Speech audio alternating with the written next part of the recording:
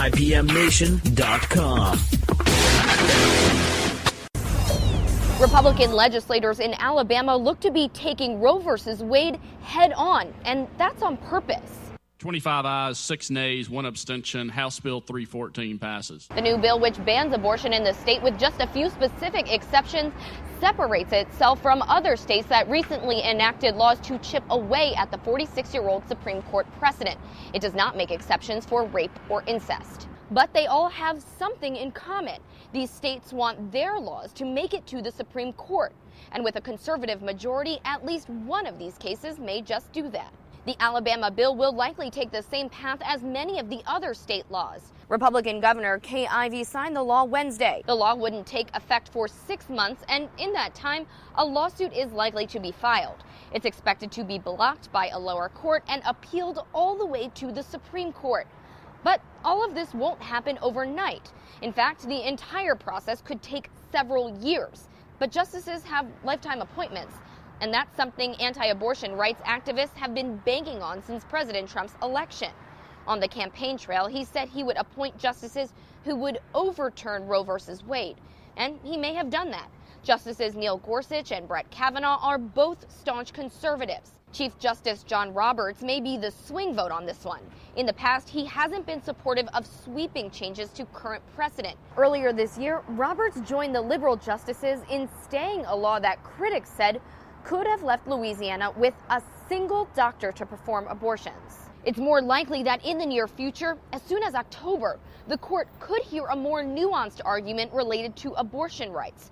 Several potential cases, including the Louisiana case, are being considered by the justices right now, and they could announce which ones, if any, they'll take up in the coming weeks. The light and make it clear that it ain't my night. Do yourself a favor and stop having sex with me.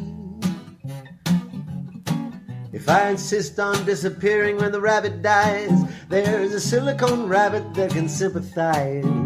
Remind me I'm redundant and stop having sex with me.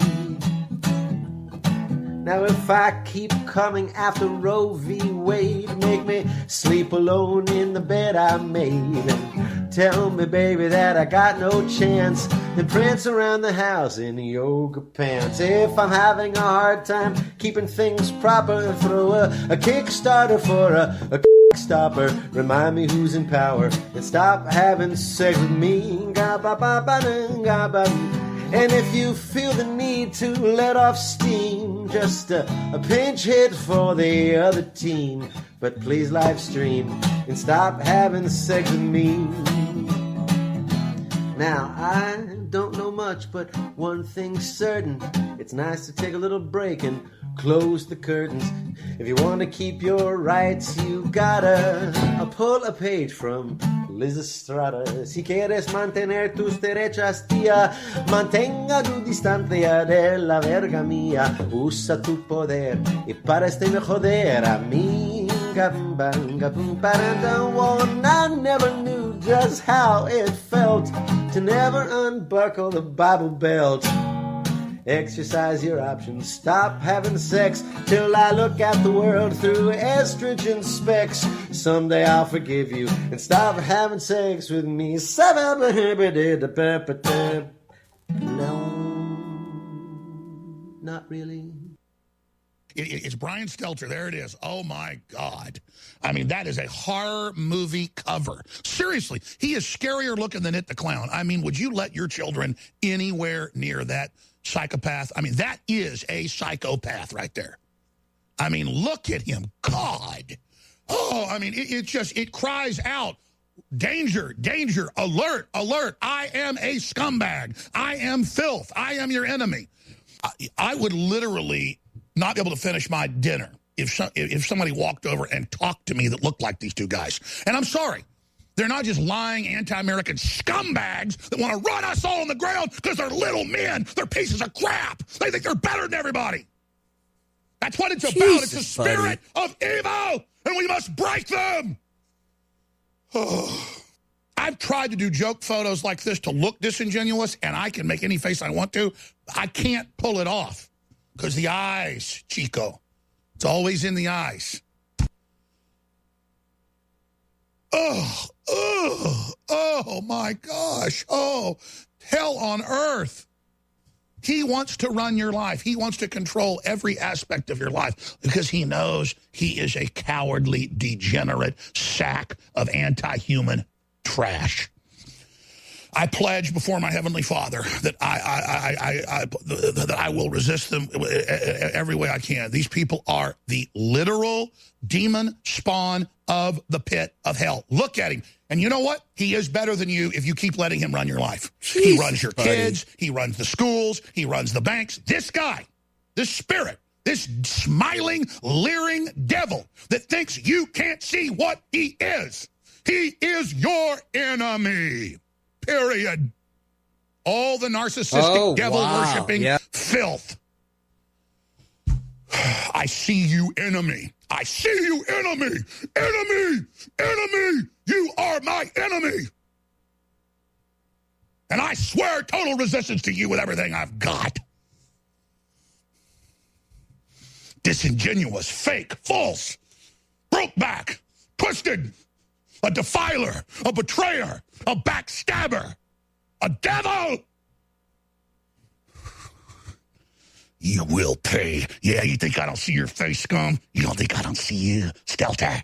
I see you. You understand me? I know what you think of me and my family. I see you right back. You understand that? You understand that, Stelter?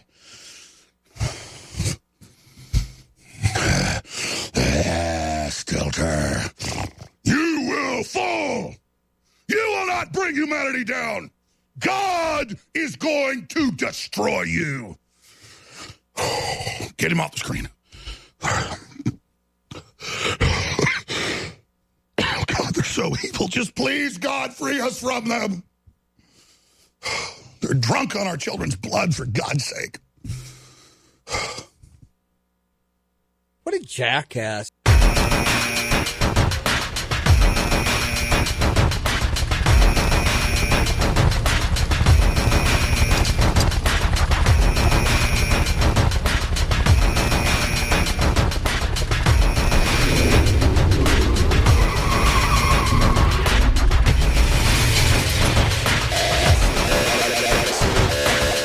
Sequence starts. 10, 9, 8, 7, 6, 5, 4, 3, 2, 1. The shtick it sucks.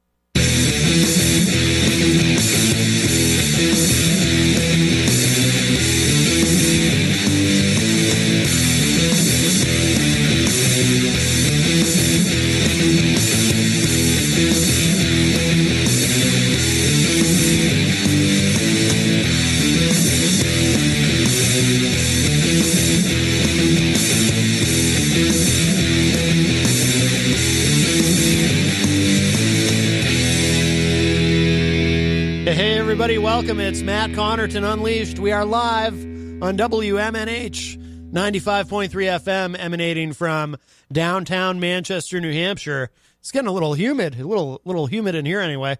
Welcome, everybody, of course, on WMNH 95.3 as well as Comcast 97 if you're in Manchester. Streaming worldwide at WMNHradio.org and, of course, on Facebook via Facebook Live on the Matt Connarton Unleashed Facebook page. And this browser is really acting funny, but let me see. Okay. Oh, it seems to be straightening out. Hello to, wow, we got a full house in there already. Hello to Rhonda in the Facebook live chat. I see Jenny. Dr. Jeff Cassell joins us. Fred Boenig from the Daily Ripple, who sent me that song, by the way, Ryan Schwartz, Stop Having Sex With Me, which is, of course, regarding what's going on in Alabama with the and other states where they're really trying to, they're not waiting for the Supreme Court to overturn Roe v. Wade. They are, boy, I mean, they're tenacious. I'll I'll give them that much, these folks. Hello to Ryan Gorman in the Facebook live chat. Gia is in there as well. Hello, and Tony Petrello also joining us. And you can join us. Of course, you can always interject and interact and so forth in the Facebook live chat, but you can also give us a call at 603-250-6007, 603-250-6007. And my friends, I have some frightening news regarding what's going on, this current movement to outlaw abortion with these laws where even in cases of rape and incest, nope, sorry, you're SOL. Very, very frightening. I'm, hello to Chris Rose. I am pro-choice, a bit tepidly so. And I say that only because, I have my own misgivings about it. And before we get to this story I'm about to share with you, actually, you know what? I'm going to save that for later. I heard something earlier today that was very interesting to me and surprised me a bit. But let's open with this, because I do have something truly shocking connected to this whole thing, and it's of great concern to me personally, as you could imagine, as someone who is pro-choice. And I've always fundamentally been pro-choice. But according to Rick Wiles, and this is from my favorite website, and hopefully yours, rightwingwatch.org, and you'll understand when I explain this why this is of such great concern to me personally. According to Rick Wiles, who's the End Times broadcaster, he hosts a show ironically titled True News, etc. We've talked about him many, many times on the show. He says that those who support reproductive rights will be, quote, aborted continuously by demons in hell. Well, now, I must tell you, my friends, again, I am pro-choice, but I am a little bit concerned about the idea of being aborted continuously by demons in hell. This is not something I'm entirely comfortable with. Now, I know some of you might be thinking, Matt, if you're pro-choice, you got to stick to that. You got to stick to your guns. And I am pro-Second Amendment as well. But you got to stick to your guns and, and continue to, you got to stand by your principles and continue to advocate for your position regardless of the consequences. And don't back down. And don't allow these people to threaten you, to demonize you, literally in this case, and to try to get you to back down, like the great Tom Petty song, I Won't Back Down. Many of you might be saying that. Well, those who agree with me and take the same position as I do might be saying that right now. But to you, I say, easy for you to say. How would you like to be repeatedly aborted by demons in hell? I mean, that's a lot to take in. I have to ask myself, is this really my hill to die on, so to speak? I know I'm mixing metaphors, but and I'm anti-war. But the point is, I'm a little concerned about this being continuously aborted by demons in hell thing. Look, it's one thing to... I'm willing to advocate for positions. I'm willing to vote, for certain people who I feel advocate those positions and so forth. But this whole thing sounds like it's a bit much even for me. I mean, I like to think I'm a strong person, but what if I don't have that same strength in the afterlife and I have to go through this, what Rick Wiles is claiming? I mean, this is genuinely frightening to me, my friends. So, Fred says... So does that include senators that voted to starve and bomb children in Yemen? I very much doubt it includes them, Fred. I get the impression, and we'll listen to this audio together, and we'll hear Rick Wiles explain himself. There's about 2 minutes of audio here, so we'll be able to, maybe it'll give us a more fuller picture, and we can kind of flesh this out a little bit. But my assumption is that Rick Wiles is probably pretty okay with the starving and bombing of children in Yemen. I'm assuming that Rick Wiles probably doesn't mind that too much and doesn't mind senators voting for that. Because, I mean, look, the kids in Yemen, I mean, really, I mean, you know, I know in theory we're all God's children, quote unquote, but, you know, this is America. We kind of count a little more, right? I mean, we are God's favorite. I mean, I think that's why we're a Christian nation, right? Fred says, I figure if God's chosen people are okay with it, it's okay with me. Oh, and then there's Fred shared a link in the Facebook, which is, we'll see if it'll open on my browser. My browser's running a little funny. Oh, I think this is actually going to open. Because he shared a link from timesofisrael.com, and Israel has a pretty liberal abortion policy. But this is America, Fred. This is America, and we, you know, I mean, that's other people's kids. So anyway, I think we should actually, the link is taking its sweet time opening, but we'll see. Because I do want to look at that. You know what? I'm going to try opening it in Firefox.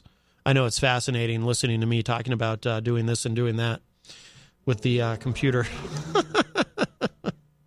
But anyway, well, while that opens, oh, here we go. Yep. It opened in Firefox. This is dated. We'll look at this quickly, and then we'll get to, just for context, and then we'll get to the audio from Rick Wiles, because I am concerned about, you know, what's going to happen to me in the afterlife. Forgive me if I sound selfish. I still care about women's reproductive rights. I promise you I do, but I gotta, you know, I mean, this has me kind of looking at things a little different, this idea of being continuously aborted by demons in hell. But, yeah, this is from back in 2014. Israel's abortion law, now among the world's most liberal.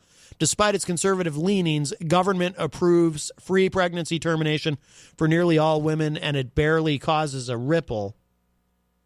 Israel, a nation with a forceful religious lobby and a conservative prime minister, is poised to offer its female citizens some of the most liberal abortion coverage in the world. The nation's health ministry commission, led by Dr. Yonatan Halevi, last week announced its state-subsidized health basket, the package of medications and services that all Israel's citizens are entitled to under the nation's healthcare system. Sounds like Israel treats healthcare as a right instead of a privilege. Imagine that. It was approved by the cabinet on Sunday. The health basket is analyzed and amended on its annual basis, and among the many additional treatments to be offered to Israelis in 2014 are free-of-charge abortions for women ages 20 to 33. I wonder why 20 to 33. That's interesting. Gia says, science is out, crusades are in, America 2019. Oh, science schmience, Gia, how dare you? Science it's like sorcery. I mean, you know, you can do pretty terrible things with, you know, in the name of science. For example, you know, Satan puts these dinosaur fossils on Earth, and then, you know, all these quote-unquote scientists think there's, you know, the Earth is billions of years old or some crazy thing like that. Oh, my goodness. Anyway, I hope people realize I'm being sarcastic. Sometimes I get worried that, like, somebody brand new is going to be listening going, really, Matt? Matt is this guy's a creationist? No. I am a great purveyor of sarcasm and ridicule. All right, but I am genuinely concerned about this. Let's hear what Rick Wiles has to say about those who support reproductive rights, and this may apply to many of you. And I don't want to see any of you, you know, to have this happen to you at the hands of demons in hell. So let's hear what he has to say. I'm sure this will be informative. Please show me in the Constitution.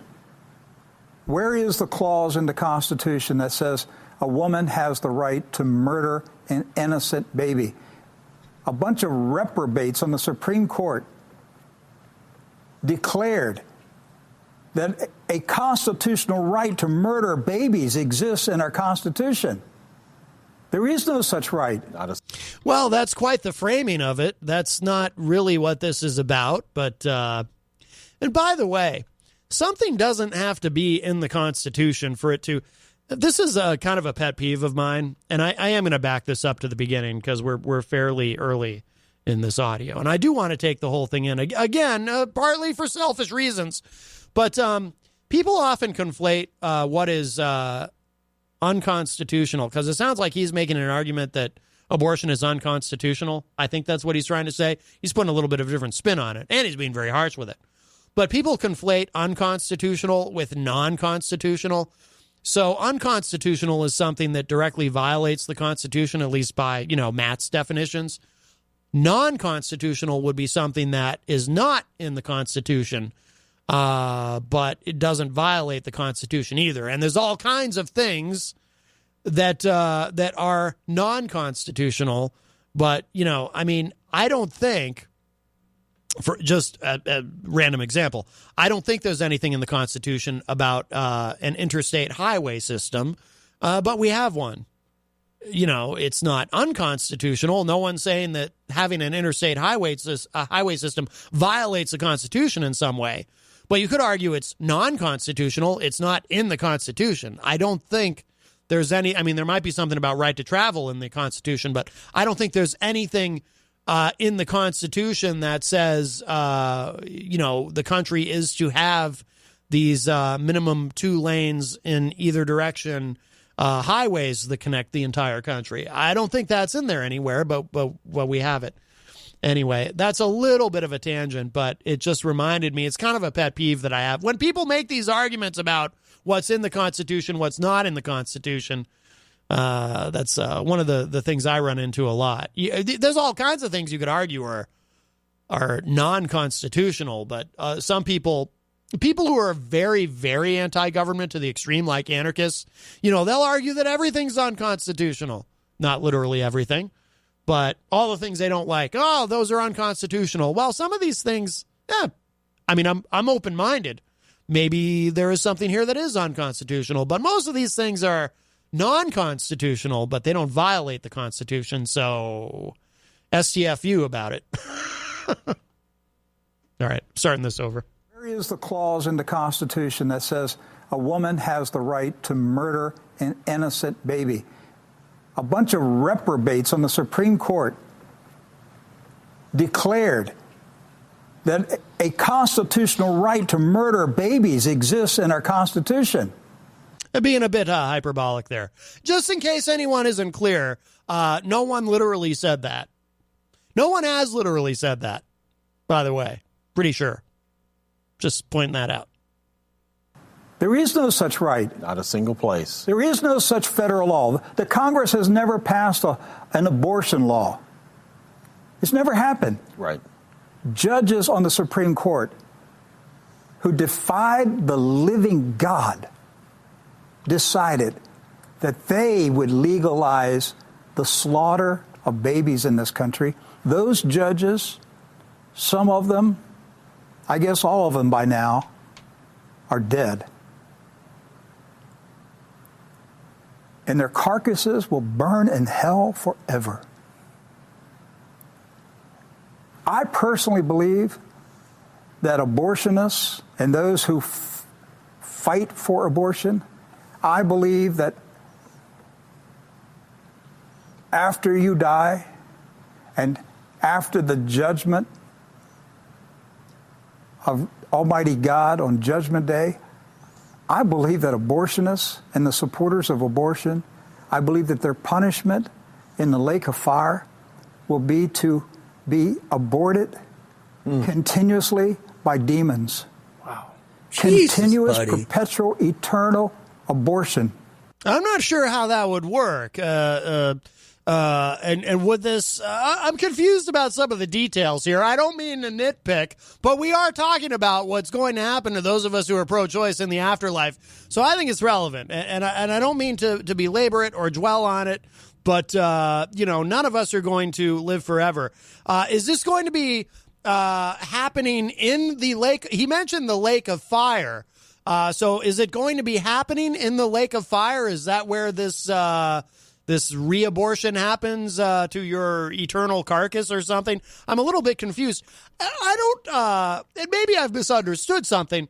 I wouldn't think you would have an actual carcass in the afterlife. My impression, and again, none of us really know. We don't know until the moment that we cross over into the great beyond. my impression has always been that your carcass, referring, of course, to your dead body, kind of stays here. You know, like that's going to stay here and decompose like Easy G's dead Uncle Al, or if you're cremated, you get all burnt up. But so if that stays here, I'm not sure why it would be there and just continuing to burn. And it sounds like it's going to burn for eternity, but I don't think it works that way. So I'm a little bit confused here.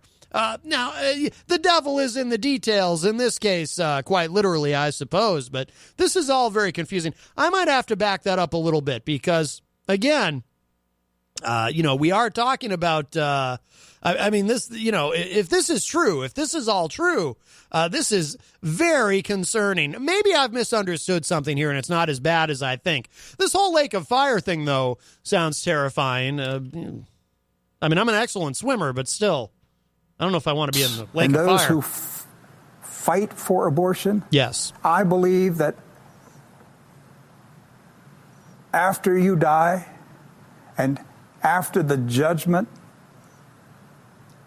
of Almighty God on Judgment Day, I believe that abortionists and the supporters of abortion, I believe that their punishment in the lake of fire will be to be aborted continuously by demons. Wow. Continuous, perpetual, eternal abortion. And by the way, it seems to me that in order for that to happen, you would have to be born over and over again, or not quite born. This doesn't quite add up. I don't know if Rick Wiles is quite clear on all the details here. We'll listen to the rest of that in a moment, but let's see. In the Facebook live chat, let's see. Gia says, "Put me in a cage and let the birds peck off my flesh." Oh my goodness, Gia, I don't know if you mean for that to occur while you're here on Earth. I would hope not, or if that's kind of an afterlife thing. You think when you're in the afterlife, maybe that's something that would happen in the lake of fire. Fred says sorcery is enough to get you beheaded in Saudi Arabia. Yes, that is true. Fred says, well, if life begins at conception, child support should too, right? What do you mean, Fred? Oh, my goodness. I don't think too many conservatives would agree with you there. Gia says, Fred, yep, women need to lock it up unless there is a pre-intercourse contract outlining responsibilities in event of unwanted pregnancy. Yes. Jenny is here. Wait a minute. We want contracts now? Well, Gia is just making a suggestion. Really? You want a contract for dating? Well, she may have been kidding because she was also talking about birds pecking her flesh, which I can't imagine she's serious about that. Why can't you imagine that's serious? Because that sounds horrifying. I'll tell you what. What do you mean horrifying? If birds came to peck at my flesh, I'd be like, get out of here, birds. What you don't know, what happens when you're sleeping. Well, I'm pretty sure I'd wake up, but I don't know. I'm worried about deep sleeper. I'm worried about birds pecking my flesh in the lake of hell. That's what I'm worried about. So you're saying that you got that one-way ticket to hell now, huh? Well, according to Rick Wiles, I do. Are you guys supposed to hang out somewhere for a while or something? Purgatory? Oh yeah, that. I was raised Catholic. He didn't say anything about purgatory. Well, no, purgatory is if you're on your way to heaven. If you're pro-choice, you're going straight to hell, according to Rick Wiles. Oh, okay. Straight to the lake of fire. Yes, yeah. okay. Wow, yeah. Tell that to the 11-year-old that, pregnant Doc. girl. I'm just sitting here. Think about a demon with scalpels, scissors, cutting your spinal cord.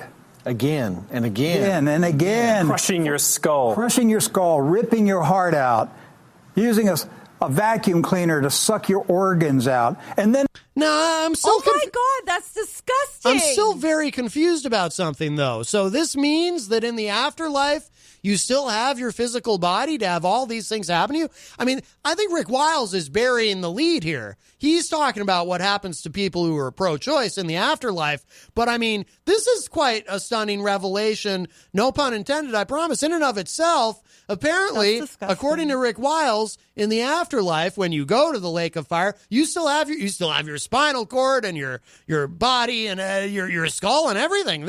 I thought you couldn't take it with you. So wait, apparently you do. You take it all with you. What happens if part of you gets like lost along the way? Like, what if you have like an amputation and lose a foot? Does that mean in the afterlife you're footless? I thought you got it back. Probably. I thought that was like, boing, it's back. Not in the lake of fire. You don't. In the lake of fire, it's the lake of fire. It's so hell. then, what do you have a stump forever and all eternity? I guess so. That's rotten. You probably have like. geez, I'm kind of looking forward to being able to be freely moving when that comes. I figure I get that back. You probably have demons making fun of you, calling you Stumpy or something. Look, I know all about that crazy exorcist guy that you've been following, and you're not bringing that into our house. No. Bringing what? I don't know. Exorcist of any kind into our home. Why? I saw you following those. I saw you posting those videos. I've seen you talking about it and following it, and I'm starting to wonder about you a little bit there. Well, going off the reservation or something. I don't know. I am pro-choice. Maybe I need an exorcist to save me from the lake of fire. Demons will come and get you. That's what I'm worried about. Now all you need is the demon. Inside joke for those who don't know. Yes. And it all goes back together, and they do it again. Maybe the demon even whispers, "You're not really a person. You're not really a person. You're not a person. That's right. You have no rights." And this goes on for billions of years, hundreds of billions of years, billions of years, and it never stops. It never stops. You will be aborted continuously forever.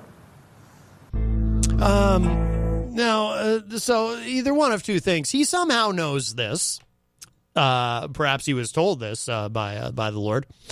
Or this is just his own fantasy that he's come up with, which would mean he's a very deeply disturbed man.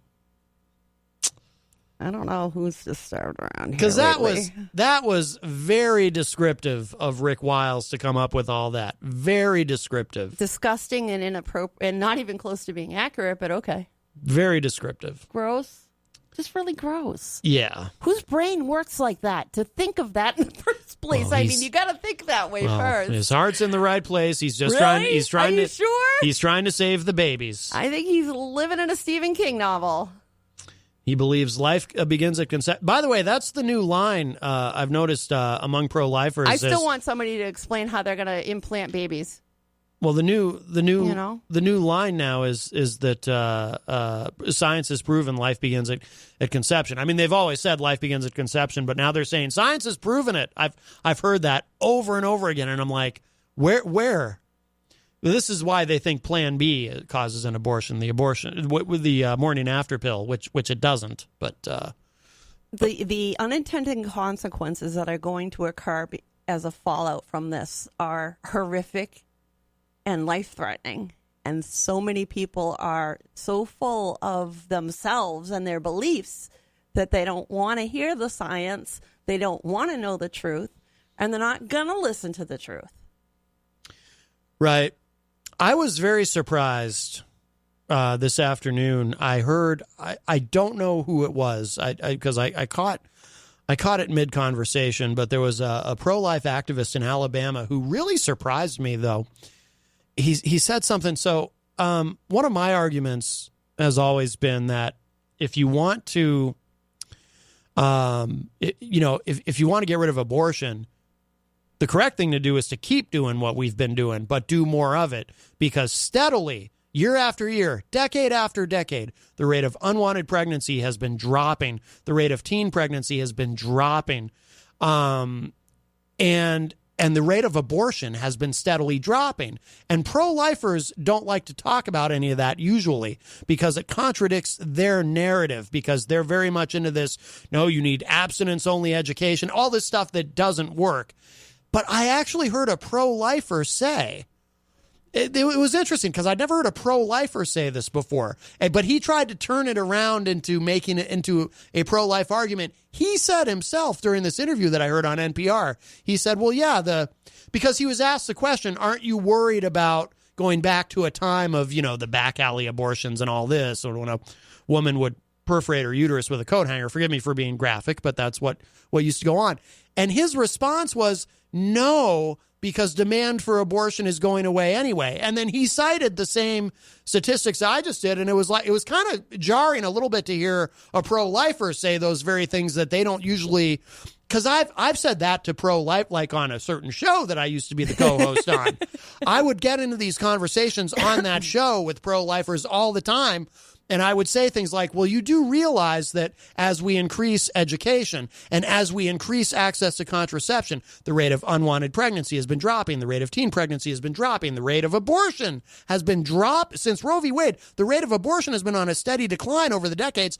And these people would look me right in the face and say, I don't believe any of those numbers. Those can't possibly be right. It's like, oh my God, those are the government's own numbers. So to actually hear a pro-lifer say that out loud, everything I just said was I was like, whoa, really? Did he really just say that? But of course, apparently this is the new way.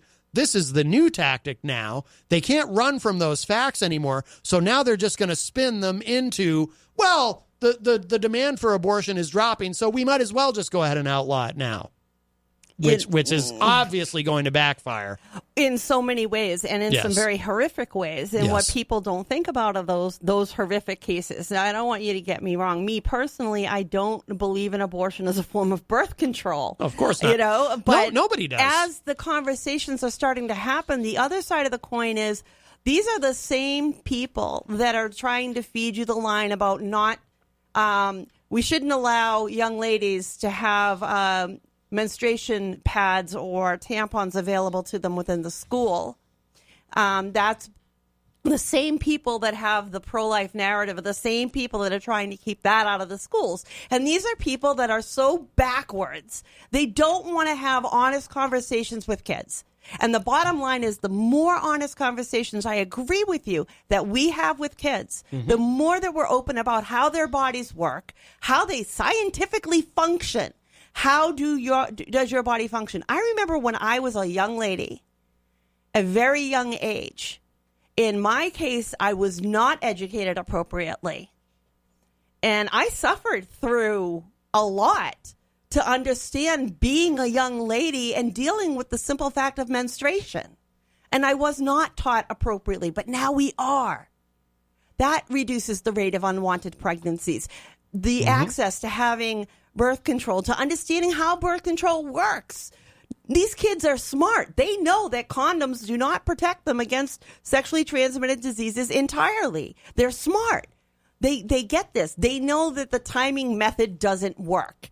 They know that if they don't... The rhythm method. Yeah, the rhythm method, whatever the heck. That's a big Catholic thing. These kids are smarter. That's why you see these very large Catholic families. Well, and in my own faith, having a large family is usually predominant in people who are very Orthodox. And there's families like mine and my dad's that didn't have a lot of kids, and that doesn't matter. What matters is how we educate our young, and the more we educate them, the better.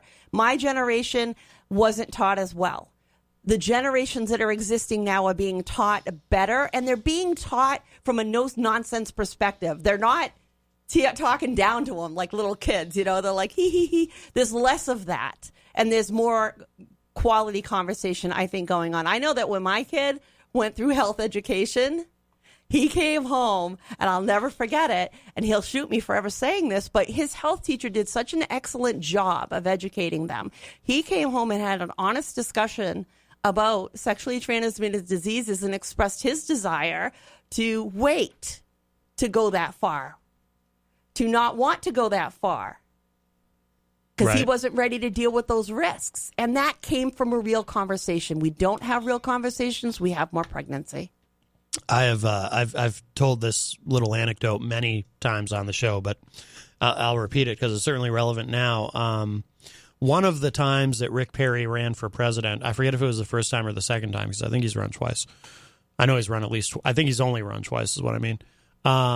He did this question and answer thing. I think it was at some university in Texas, and he was asked about, at the time, he was still governor at the time, and he was asked about their abstinence only policy in terms of education. No sex ed in Texas schools, abstinence only. That was the policy, and he was asked about this, and he said, "Well, that's what works. It clearly works." And then the interviewer said to him, "Well, you do realize that Texas has the strictest abstinence only policy in the country and the highest rate of teen pregnancy in the country."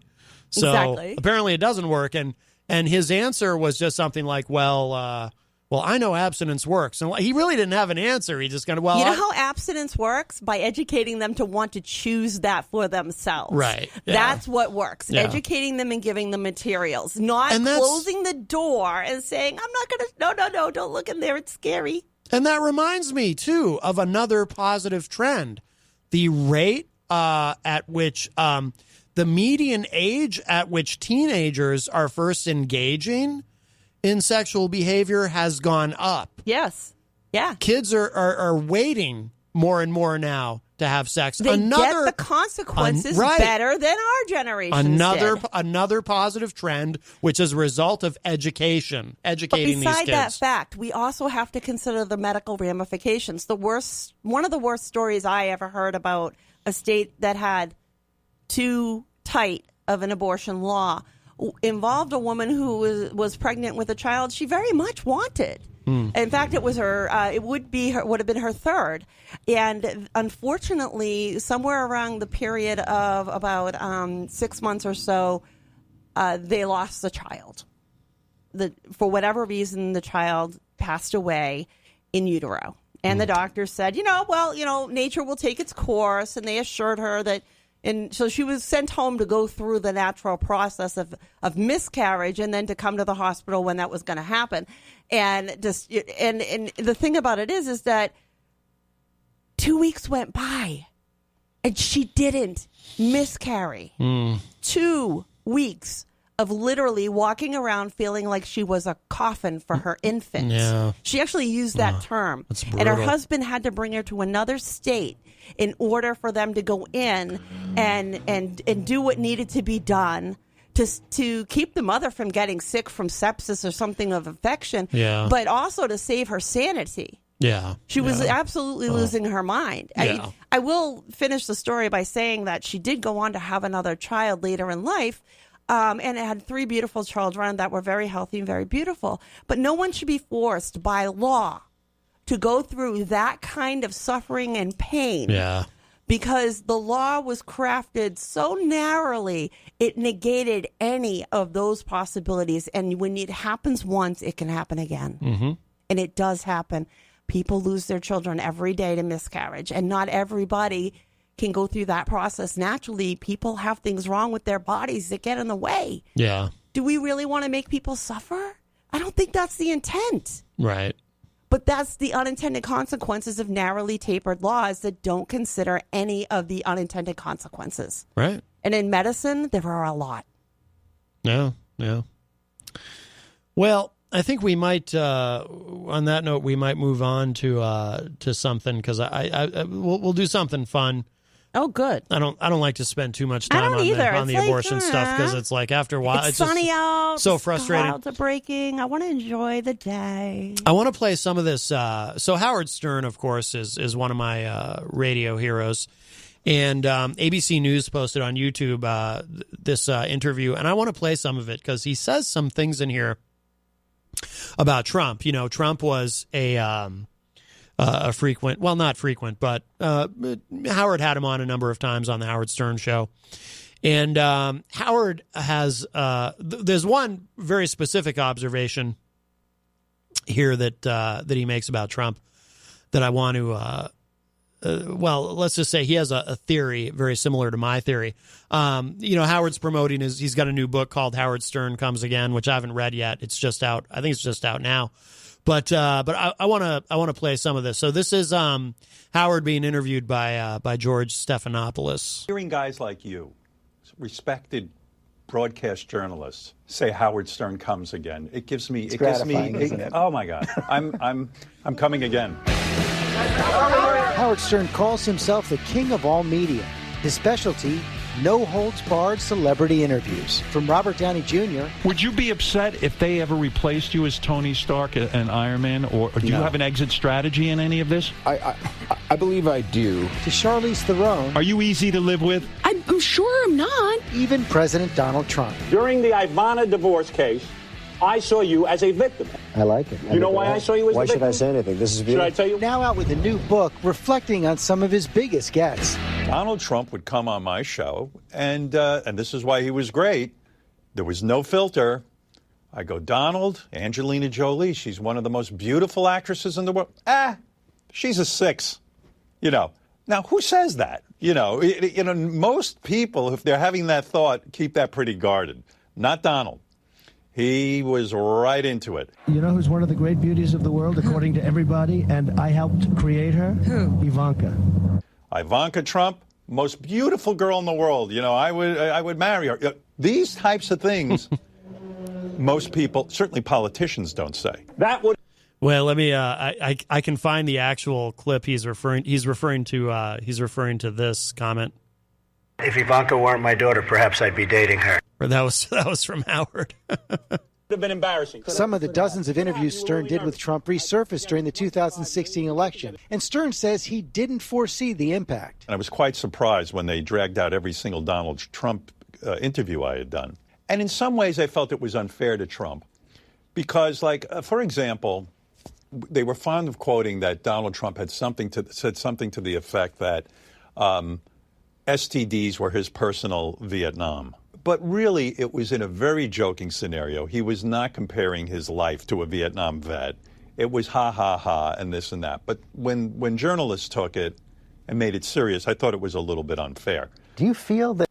The reason that's so interesting to me, and there's another piece of this that's interesting, but as you've all probably noticed, I'm not a tremendous fan of the president.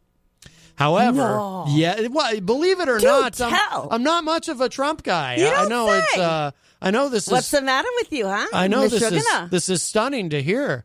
Oy. But people are gonna think you're nuts. I know, right? Oh, they're gonna send the white coats. But fair is fair, and I have defended certain things where I thought the media has gone too far. And one of the things that has always bothered me. And, and this is what Howard's talking about here, is when the media would take things that Trump said on the Howard Stern show and use those against him.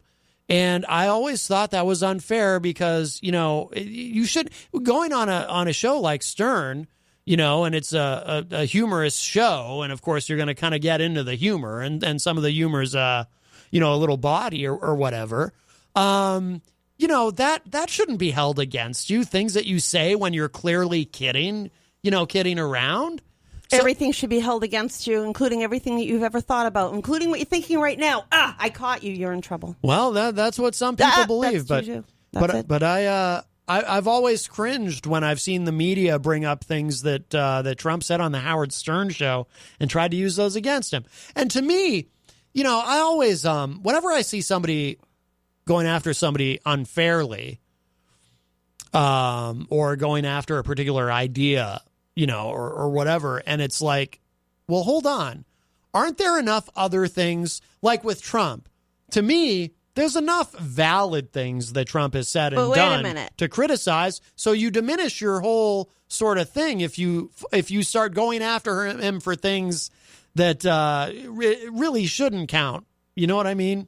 Well, I'm going to call you out because I'm pretty sure I remember that you saying you didn't agree when the tape came out of, obviously he wasn't president at the time, but then Donald Trump saying, grab her by the right. Well, the vajayjay there. Well, You had that was actually filmed and taken during, what was it, a TMZ interview? That was an interview with Donald Trump. So Access Hollywood. So exactly. So if you're going to say, hey, past interviews, past things you've said shouldn't be held against you because you were just joking around or whatever on Howard Stern, well, then how come you can't? Why didn't you apply that when that came out? Why did you hit the president when that came out? Well, here's what I've said about that, because it's a little more nuanced than that. So to me, I thought the comment was kind of gross, but so it's your perception. But what I do think is a little unfair is when the media takes that, because they still do it even now. It still comes up. They'll refer to Trump as having bragged about sexually assaulting women. I hear that all the time, even now. Some people consider grabbing a woman's vajayjay without her permission assault. Right. Well, it is. It is assault, literally. But that he wasn't bragging about doing that. He was making a very bad joke about doing that. He was bragging about being worth so much money he could do whatever he wanted and a woman would go with him. But I think it was disgusting and it was horrible behavior and it's something that is gross. But if you're going to apply the logic that whatever he said on Howard Stern doesn't count, well, then whatever he said on Access Hollywood doesn't count either. You can't have it both ways. Well, I'm not trying to have it both ways. You are. What I'm saying, no, because I thought the comment was gross. It doesn't matter that the comment's gross. That's perception. But that has nothing to do with what if I think that something he said on Howard Stern is gross? Yeah, but I'm also saying I don't particularly agree with the way the media has used that against him. So I'm not trying to have it both ways. But you hit him on it when it came out? Yeah, because I was like, that's not funny, dude. But it's not funny, and it is gross, and it is inappropriate, but it's the same scenario. Yeah. You're dealing with a reporter on an Access Hollywood that's the same kind of cuckoo but media I didn't agree. stuff. But I didn't agree with the way. Matter. But I didn't agree with the way it was. You're picking. No. You're picking what you're going to like and not like. No, I'm consistent because no, you're not. Because I didn't agree with the way it was used against him. Who thinks Matt's consistent? I didn't agree with the way it was used against him the same way I don't agree with the way the Howard Stern stuff is used against him. I don't think you're consistent. I think you're drawing hairs where you want them. I don't think that you're drawing hairs? Yeah, whatever. I've never heard that expression. Really? You're just awful. Is that really? Is that a real expression? Is that where we're going to go? Is that a real expression? Is that where we're going to go? Drawing hairs? Really? I don't know. Let's hear more of this. Somebody out there knows what I just said to you. Right.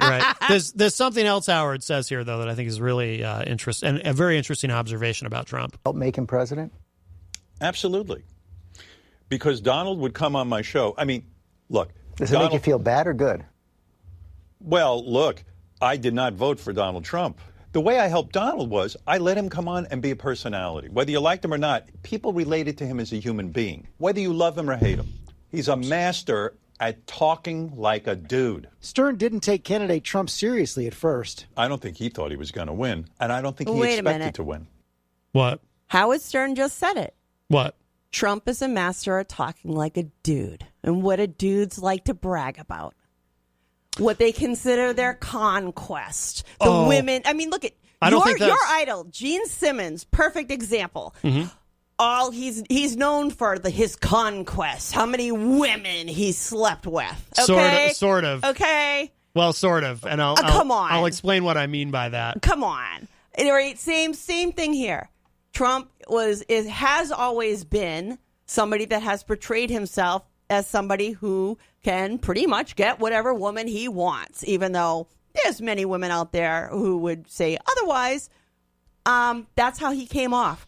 That's the dude appearance that he had on Access Hollywood that he had on Howard Stern. I don't think that's quite. And I didn't vote for Trump either, but I'm going to sit here and say no. You don't get to split hairs. You either got to pick one or the other. I don't think that's what Howard meant in this context. Split hairs is a thing. No, you said drawing hairs before. No, splitting hairs, yes. You said drawing hairs, and I was like, draw hairs. Oh, so you're just going to nitpick my little comments? Really? No, that's the extent of your day today? When Howard says that right here, I think what he meant was Trump talks like a regular guy, not like a highfalutin politician. That's the regular guys talk. I think that's what Howard meant. There's a reason I don't like regular guys, I guess. Yeah. But I think that's what Howard meant. I'll back it up. But the really important thing that Howard says surprisingly, a lot of women find it offensive to hear men speak that way, and there's nothing sexy about it. Well, I don't speak that way, and I don't. I Find, know you don't. And I don't find it. Well, you're not like them. I don't find it surprising that a lot of women don't like that. Oh, there's a lot of guys out there that think that they like to talk that way. Yeah, but a lot of guys are stupid. That's right. Yeah. And let's add a few people to that list. Yeah. But I want to back this up a little bit because this is what I really wanted to focus on. Does it make you feel bad or good? Well, look, I did not vote for Donald Trump. The way I helped Donald was I let him come on and be a personality. Whether you liked him or not, people related to him as a human being, whether you love him or hate him. He's a master at talking like a dude. Stern didn't take candidate Trump seriously at first. I don't think he thought he was going to win, and I don't think he expected to win. Right. I think it was a publicity stunt. You've And said what I that. mean by that is when he put out his first book, Art of the Deal, they said, why don't you announce you're running for president? And it'll help sell books. It'll get you on every show. And if you go back and look in time, that's exactly what they did. He never announced he was running. He was going to run. What happened, I think, with this time was The Apprentice ratings were going down. Mm-hmm. NBC was balking at giving him a big contract. And lo and behold, I'm running for president. But once Trump and that's what I've always said. It was a publicity stunt that got wildly out of control. He never expected to win. He probably never even expected to be the nominee. Well, bottom line is he is. Right. Like it or not, Yeah. he's the president of the United States. And for me and mine, there's some semblance of respect for the office we have to have. We don't have to agree with everything that's coming out of there. Right. But I think it's nitpicking to go back and go through Access Hollywood tapes or Howard Stern tapes and pull out stuff that was said back then. I mean, I'm sure that we could find a few choice words said by Ronald Reagan that we wouldn't necessarily agree with from his days in Hollywood if we really looked. Of course, there wouldn't be as much evidence because he didn't get filmed as much. Nowadays, you can get filmed everywhere, so you really can't get away with anything. Yeah. No, and that's part of it too. You can't get away with anything nowadays. Everything is recorded. Everything Right. is reproducible. So your life. There are people alive on this planet right now whose entire lives, since day one of being born, have been on Facebook or some other social media. Yeah. There's a little more here. Became president, their personal and professional relationship changed. The turning point in my relationship with Donald was he did ask me to speak at the convention, and I had to say no. Were you tempted at all? Well, since I was a Hillary supporter, for a minute I thought, well, I'll go up and endorse Hillary, which would have been a great moment. You wish you would have done that now? No, I wouldn't do that to Donald. You know, it's a weird relationship I have with Donald. Was at my wedding. He was always very nice to me. But you don't want him to be president, but you can't help like him? I have a real problem. As you can tell, I have a real problem with what's going on, so I'm very conflicted now. You know, the guy I knew I didn't know this was him. I don't believe his stance on abortion, for example. The Donald I know, I think he probably needed to get a few people abortions. I don't know what he's doing. Whoa. It is really unthinkable to me about what's going on in the country right now. Stern describes how during the 2016 campaign, he was running his own campaign to get Hillary Clinton as a guest. She doesn't know about I'm in therapy and doesn't know what I really wanted to do. I didn't want to ask her about her sex life. I didn't want to ask her about Bill Clinton and his affairs or any of that. The woman has devoted her life to public service. Why? What is it about public service? What is it that drives her? What was her climb? I thought that perhaps if she came on my show, we could have stripped away some of the pomp and circumstance or the tightness that comes with running for president. And like Donald, she could have been seen in a different light. And you believe if she had done that, she'd be president? That's an arrogant statement. It came down to a couple of states, 70,000 votes. On SiriusXM, we have 33 million subscribers. If Hillary could have come in and maybe persuaded 70,000 people out of those millions of people that listen and come off in such a way, maybe we'd be looking at a different scenario. Stern's platform is...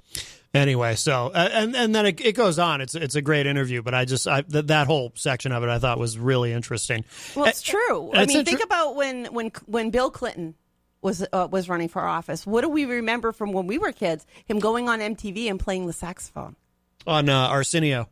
Sorry, sorry, wrong show, right instrument. Right. But that humanized Bill Clinton to young people. to a lot of people because you got to see him as a human playing an instrument, jamming with a band, being more natural and more let loose than you normally I know what's see. on the TV.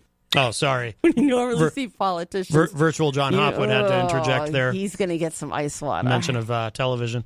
Yeah. No, it is interesting to think about, though, what if Hillary had gone on Howard? You know? I don't know that would have made any difference for her because she's such a war hawk. That was such a turnoff to a lot of young people that they shied away from her for that reason. Yeah, a lot of people did. But and a lot of people were mad about Bernie. But the whole humanizing her thing, I think, would have been... Couldn't they all use that, though? It's just an interesting thing to think about. But isn't that what Trump does? He endears himself to people because he doesn't talk like a politician. Because he talks, and some of us may say, oh, that was idiotic of what he said, or I can't believe the president wrote that. But there are so many people out there that actually find that very refreshing to hear language like they might hear or just around the neighborhood, from a politician, from somebody that they're holding as almost over them in a way.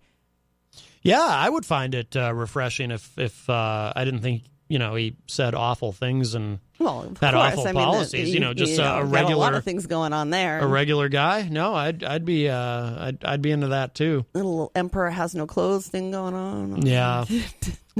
So I think it is the top of the hour, so we'll take a break. But very excited to hear. I'm going to play something from this. We have a new sponsor. But you're listening to Matt Connarton Unleashed, and we're live on WMNH 95.3 FM, and we will be right back. Whoops. Hello, and welcome to McDonald's. You've probably heard we're revamping our image. But you may not know about all the wonderful new changes in store for our customers. You've seen our hot new hipster Hamburglar. But have you seen the new Grimace? He used to be such a sourpuss. But now, he's a magnet. We also have a new burger for all you tree huggers out there who are too snobby to eat fresh patties from enormous vats of ground-up cows. The McCarrot Burger. Healthy and delicious. But don't worry, we've still got all the classics, like the Big Mac. And we're not going to change the Big Mac or the special sauce inside it. Our founder's grandson's great-nephew Randy's been making it, whatever it is, for 45 years. I make it at home in the back room, late at night. Now let's talk dessert. The apple filling in our baked apple pie was too hot for some people, so we replaced it with something a lot cooler. Gumballs. All right. And of course, there have been a lot of questions about just what kind of fish is in the fillet of fish. It's fish, right? Yeah, of course. It's a fish! But we're not just updating the menu. We're upgrading the entire experience.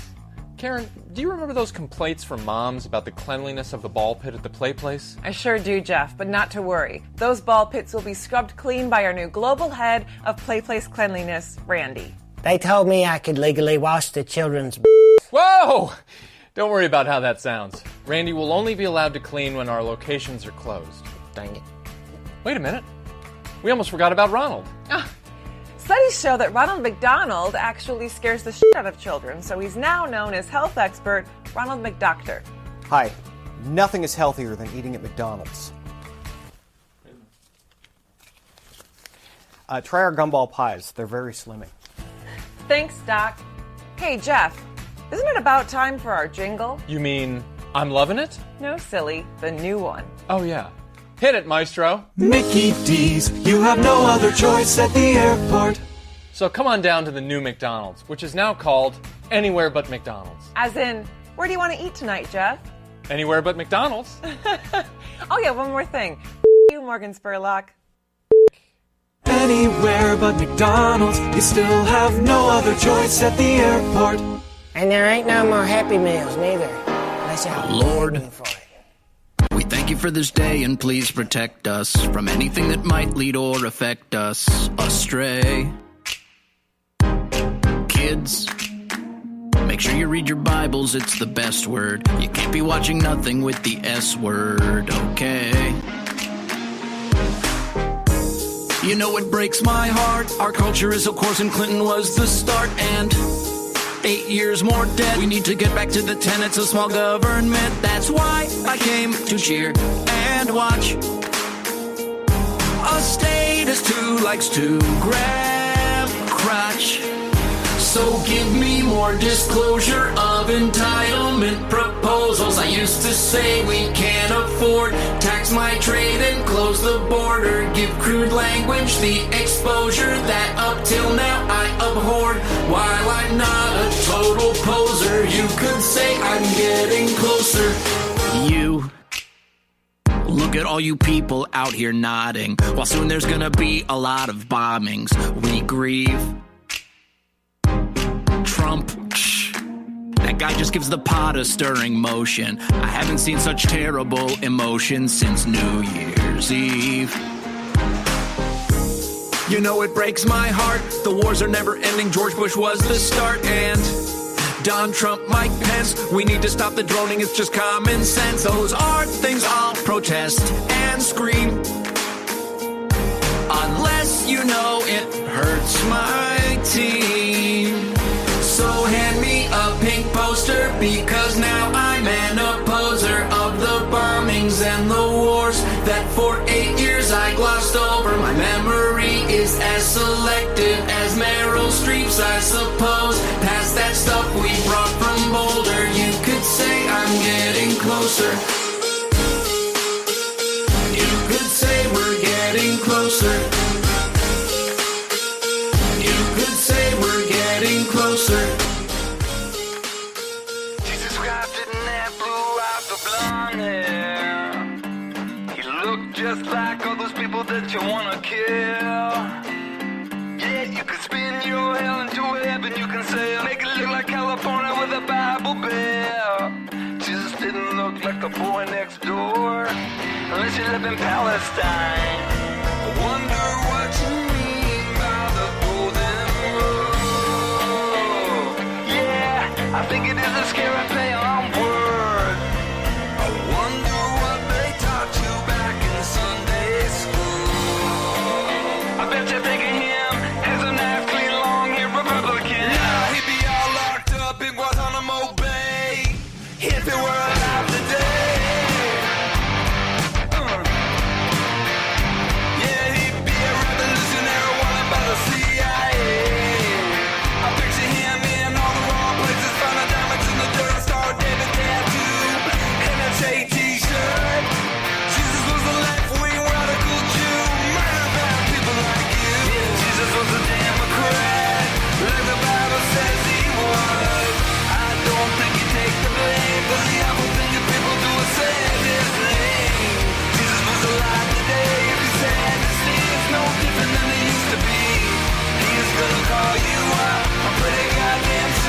That he's gonna be angry.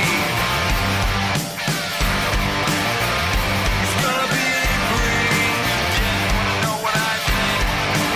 Yeah, you wanna know what I think? Jesus would have been a car-carrying liberal if he were a young man born in the USA. Wouldn't be fiscally conservative and wouldn't vote for John McCain.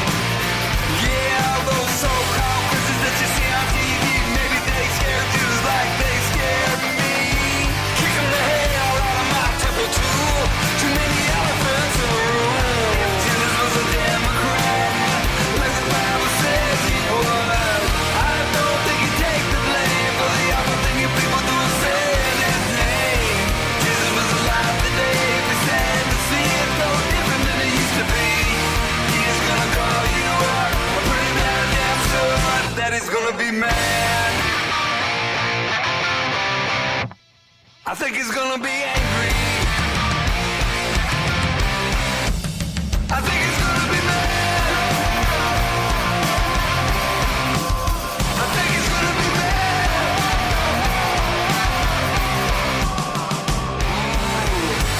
You say Jesus loves the little children. I say I know that's true. I say he loved all the Muslims and the Jews, all the Alex and the porn stars too. You say Jesus died to save us all from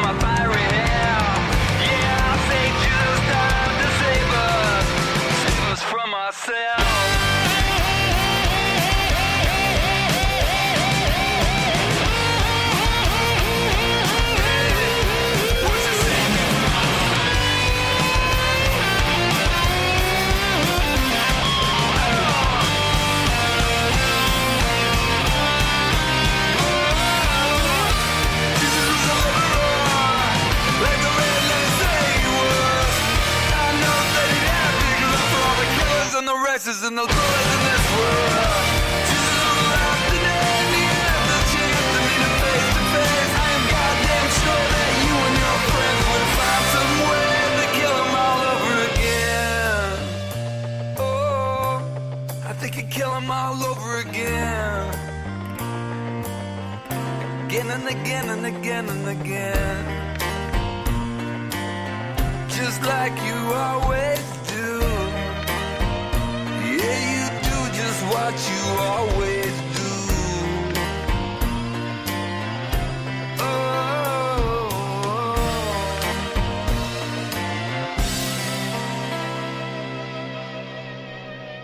We interrupt this program for this special report from the Pat Robertson Gay Abortion Tornado Weather Radar Center. Thanks. Now you can see by the Weather Judgment Center 9 Gay Abortion Color Radar that there is an area of extreme sin and deprivation that is the most threatened, along a line and 10 miles either side of a line from Los Angeles to Las Vegas. Now, righteous people in these areas should expect the fornicators and sodomites in the path of God's wrath to be swept up by tornadoes and into the lake of fire within the next 15 minutes. You can see these fornicators and sodomites here on Weather Judgment Center 9's patented Sinner Doppler suite. Also, wives in these areas who aren't servants to their husbands and who are just plain not that good looking will be plucked up out of their storm shelters to be boiled in absolute punishment, wherein their giblets will be rendered, their naughty parts sautéed in the clarified butter of their wicked perfidy. In addition, we're keeping a close watch on this tropical storm that will probably attack homosexual structures such as dog grooming parlors and antique stores within the next 48 hours. Be sure to stay tuned to Weather Judgment Center 9 as we continue to track the path of God's wrath. In Jesus' name I pray. Jesus, buddy.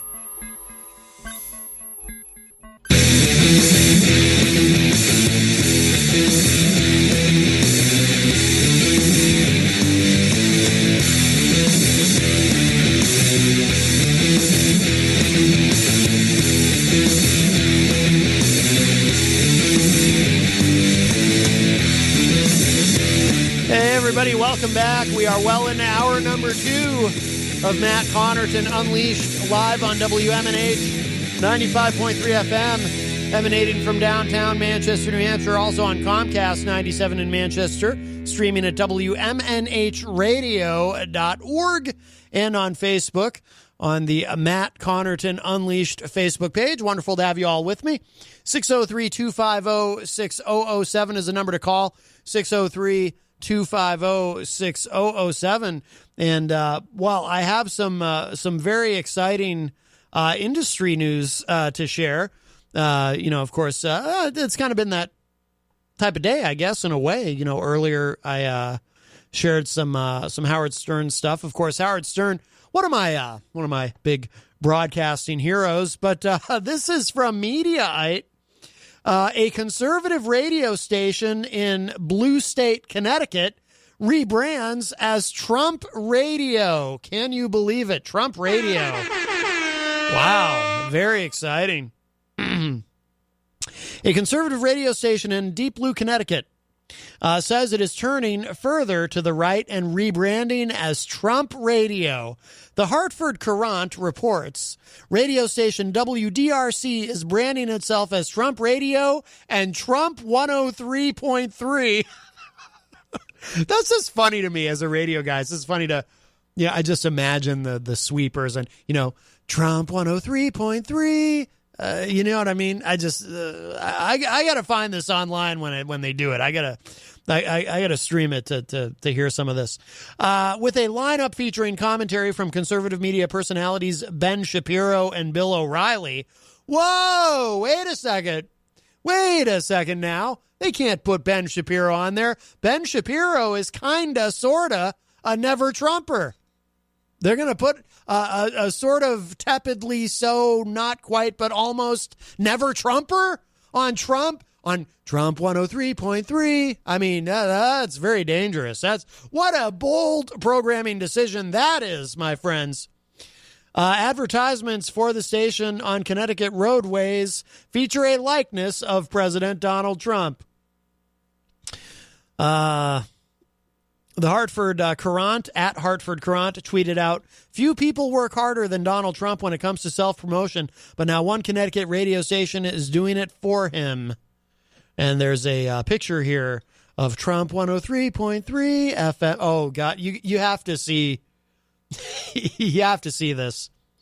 You know what? I will drop a link to it into the Facebook live chat for those of you who are listening and watching on Facebook. And if you're not, you can always take a peek at it later on. But there you go. The link is in there. You got to see the picture. Let's see. We have a quote here from radio host Lee Elsey. Said, quote, "My station owner is a crazy person, but in a good way. He likes to make a big splash, and he likes to ramp up the listeners. It seems like the listeners have embraced it, even if it is for the short term," unquote. For the short term, what do they think he's going to lose in 2020? Come on now. How can you? Not only do I predict that Trump will win re-election, I believe that Trump will remarkably, and I don't know when the last time this happened was, probably never. I think that Trump will even carry Connecticut. Why? Because of Trump 103.3. Elsie noted that there are 3 Florida radio stations that are playing selections from Trump's speeches every hour until the 2020 election. That's true. I did read that the other day. There's these stations in Florida that are actually playing Trump speeches every hour of the day. It's just remarkable. Legal experts that spoke with the Hartford Courant cautioned the station may be on shaky ground by using the president's name and likeness. Well, I'm sure he doesn't. I'm sure the president doesn't object at all. Quote, "I would probably have said, oh boy, we're going to really need to think about this," unquote, said trademarks expert Jonathan Faber. The station has been running promos calling for the firing of Democratic Connecticut Governor Ned Lamont to galvanize conservatives in the state. When asked about the rebrand, a spokeswoman for the governor said, quote, "This is nothing more than a PR ploy to try to attract listeners who are already predisposed to believe that anything Government Lamont does is wrong and anything President Trump does is right," unquote. What an exciting time in the radio industry, I'll tell you. You can see why I enjoy these things so much. We're going to kind of really shift gears here. I have a story from Reason that I want to share with you. We won't spend a lot of time on this, but if you're a regular listener, you're certainly aware by now that I am vehemently anti-drug war. And you know, we talked about it on the show yesterday. You know, yesterday on the show, we had a great guest joining us by phone, Lauren DeLuca, and she's from the Chronic Pain Advisory. Oh, God. Forgive me. The name of the organization escapes me. Gia, if you're still listening, you probably know. It's got a long name, and, you know, I can't remember these things. I'm not smart enough. I'm a radio host. What do you want from me? But you know, we had a great conversation with her, and we were talking about how, you know, we were talking about the war on drugs, and we were talking about, you know, one of the aspects of it, of course, the government and the CDC getting involved in trying to limit opioids, opiates, et cetera. And, you know, it was an in-depth conversation. Laura was on with us for the entire 2 hours, you know, and, you know, we talked about how the government has screwed this up to the point where there are a lot of people who are suffering from chronic pain who have been taken off of their pain meds through no fault of their own by a sociopathic government. That just makes everything worse. Oh, thank you, Gia. She put the link into the Facebook live chat. It's CIAAG.net. CIAAG.net. That's Lauren DeLuca's great organization that she founded and is currently doing good work, you know, to try to change things. So, but, you know, the war on drugs has a lot of victims and whatnot. And, you know, we are little by little, you know, there's some positive steps happening. More and more states are going legal. Not quite there yet here in New Hampshire. Sununu has said he will veto any legalization of cannabis, but at least we got decrim. But I have an interesting story here about something that's going on in San Antonio. But let's grab this call. Hi, welcome to Matt Connarton Unleashed. Who's this? Oh, hello. Well, hello, Eric. Yeah, I got a great idea for the new arena. You heard that the Monarchs folded up ship. Yes, and just to be clear, you said ship, S-H-I-P. I just don't want to get in any trouble because sometimes on the phone it's hard to hear everything clearly enunciated. Right, but they got 1,000 Democrats running for office, but they could put them all around in a big table where they used to have the ice. And they could have a huge debate, and they could have in charge free admission, and then open up the stands, have sell some of those expensive foods that we sell at the arena, and then they could have some other presidential candidates come in and hold some rallies. They've done that in the past. Donald Trump came there a couple of years ago, and he was there the night before the election. President Obama came a while back, and he had the Oprah Winfrey, and the place was sold out. And I think. Then Hillary Clinton came to town, and she might have had Oprah Winfrey with her too. Yes, they got to think outside the box. It's election season. Well, Eric, have you been in touch with anyone at this new arena to discuss these ideas? Well, they probably just laugh at me, so I just tell you. Oh, well, you're an ideas guy, though, Eric. Here's what you do, Eric. You show up there. You just go. You don't even call them. You just show up with a briefcase and a clipboard and dress nice. Wear a tie, whatever. And then I had a lot of great ideas to keep the Monarchs in town. I have more promotions like the Fisher Cats do. They'll have to take you seriously. I talked to that lady in charge of the promotion here, Stephanie Fortier. I'll give her a shout out. And I told her like 6 months ago, I said, "You guys do such a great job in all the promotions you do, and you have such a good attendance, once the good weather's here, and the school that's out, they have a lot of Jesus, buddy. A lot of things going on. Fireworks, people love that stuff, and the meet the players, and the all kind of fun events. Star Wars themes, and right. People love promotions. Wow. When they had promotions at the Fisher, the Monarchs games, they had the military appreciation night. Who doesn't love that? And Max, the mascot's birthday, and and they would have 2,000-3,000 people in there. Oh yeah. But unfortunately, I think over the years they gave away too many free tickets. Too many free you tickets. You don't make money that way. That's right. They call that papering the room. Yeah, well, let's say it. Come and say it in person. Yeah, well, let's say it. Come and say it in person. Ah, boy. Ooh, I think virtual John Hopwood is picking a fight with you there, EZG. Yeah. So I think it's a great idea. Have a couple of debates there, have some rallies. I think that this is political season. Feel the Burn guys, have him come down, do a big rally there, and you are the have man people to come in save for free, it. but then open up the stands and charge them, high prices for the food. That's where you make your money. Eric, have you ever considered a career in event promotion? Yeah, well, I have a lot of great ideas. I think. I don't know if they'll probably just laugh at me saying, "Oh, this guy's a loony bin." Yeah. No, you got to go in there with confidence, EZG. I know my boss likes to tell everybody that comes into Creamland now that hey, this guy's on the radio. His name's EZG. Is that Ryan Gorman? No, it's EZG. Calls, he's funny now. I said at first when I told her that I was on the radio, she thought that was kind of funny. But now she tells everybody that I'm on the radio. It's kind of funny. Right. Sometimes people give her a funny look. It's like, oh, okay. You know what you should do, EZG, because you have all these ideas and marketing and promotion. You should try to apply them at Creamland. Yeah, it was funny the other day when I don't know if my boss was serious, but he said we should do a remote for the morning show over at Creamland. I said, well, make it happen. I don't know how serious you are about it, but I said I have to talk to the people over at the studio. But I think that would make a great show, don't you? Peter White, the morning show at the Creamland. Who gives a damn? Virtual John Hopwood doesn't think so, but I think it's a stunning idea. Yeah, because when I first brought up the idea, my boss said, "No, I don't want to do anything on the radio."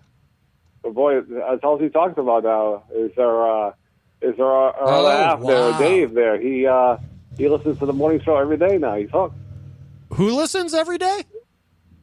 is her boyfriend, Dave. Oh. I don't know who that is, and I don't care. Yeah, he fucks every morning. So if she wants me to promote an event tomorrow, I said, well, I'll do my best. She goes, well, you better do it, or I'm going to call up and then complain.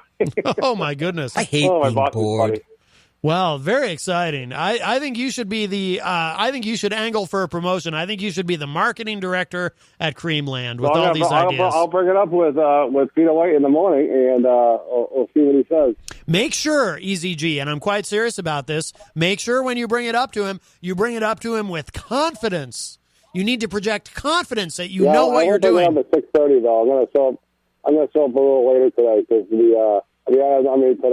tomorrow because I think showing up at 6:30 is too early. Right. So I think I'm going to casually come in a little after 7. Yeah. I'm getting there a little too early.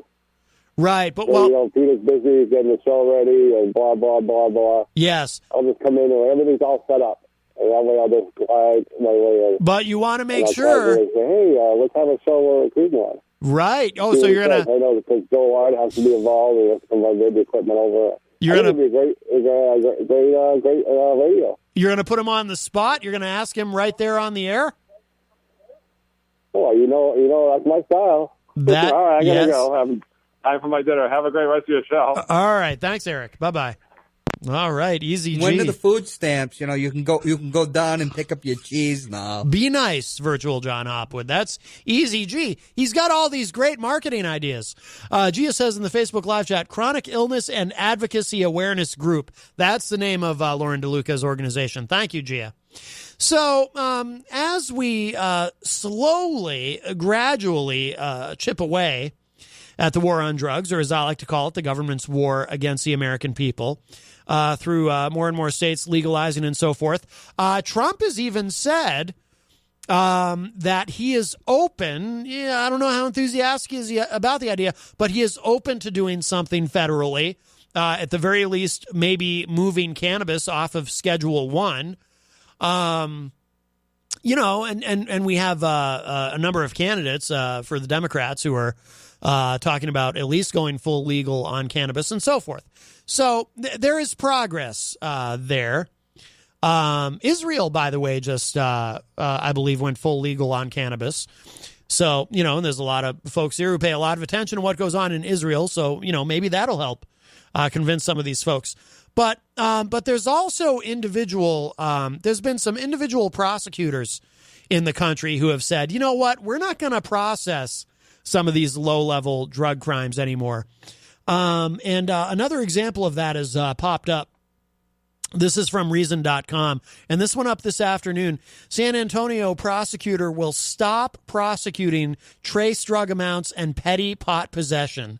The Bexar County District Attorney plans to stop prosecuting people for trace drug amounts and less than 1 ounce of cannabis in order to focus resources on violent crime. And that is very good news, I think, for the people of San Antonio. Imagine that, law enforcement being free to investigate and arrest people for actual violent crime instead of worrying about somebody who, gets caught with a little bit of cannabis on them and, we gotta take in. A Texas district attorney, again, this is from Reason, a Texas district attorney will no longer prosecute trace amounts of hard drugs or amounts of cannabis under 1 ounce in what will be one of the more aggressive attempts by a prosecutor in the Lone Star State to divert resources away from petty drug crimes.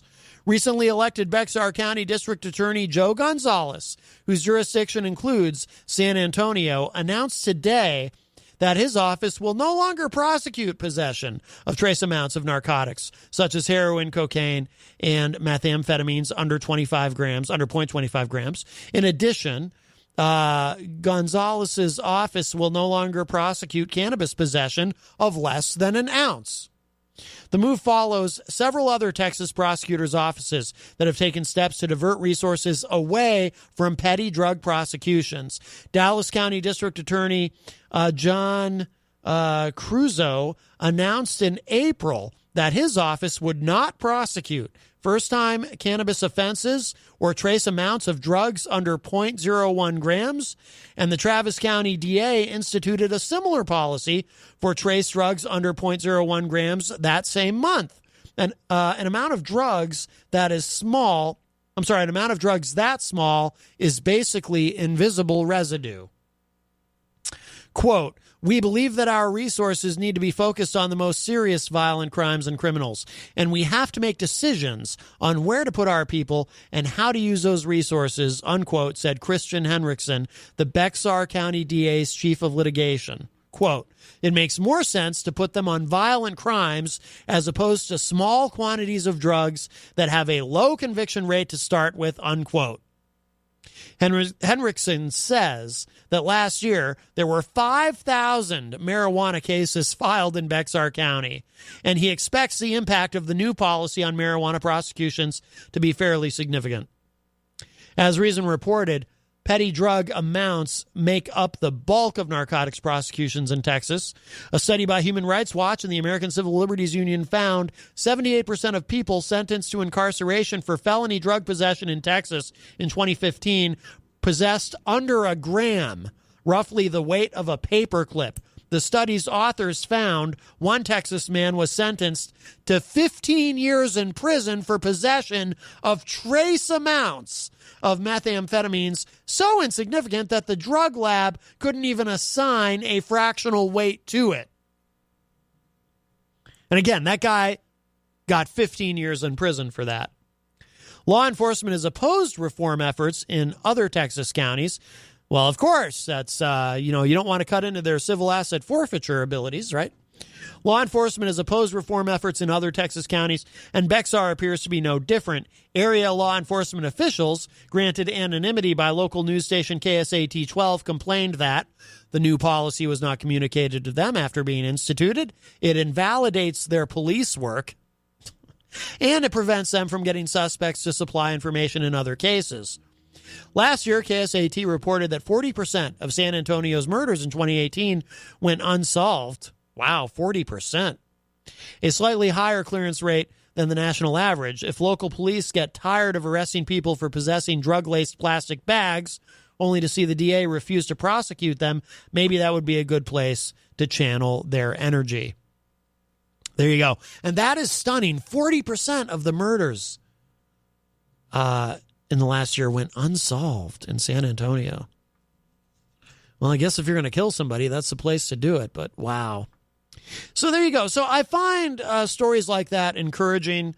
Local law enforcement, taking some common sense steps. And by the way, and this is one of the things I say to folks who are very pro-drug war, and there's plenty of you out there. This is one of the things I think you need to think about. Even if you believe that all drugs are bad and, even if it's what you would consider a consensual, no victim, quote unquote, crime, right? Because this is something you're choosing to do to yourself. Well, unless you're selling it to someone else, but in terms of ingesting it, in terms of using it, even if you believe that it's terrible, it's wrong, and you must be punished for it, even if you absolutely believe that, think about this. Is that truly the best use of resources, of law enforcement resources?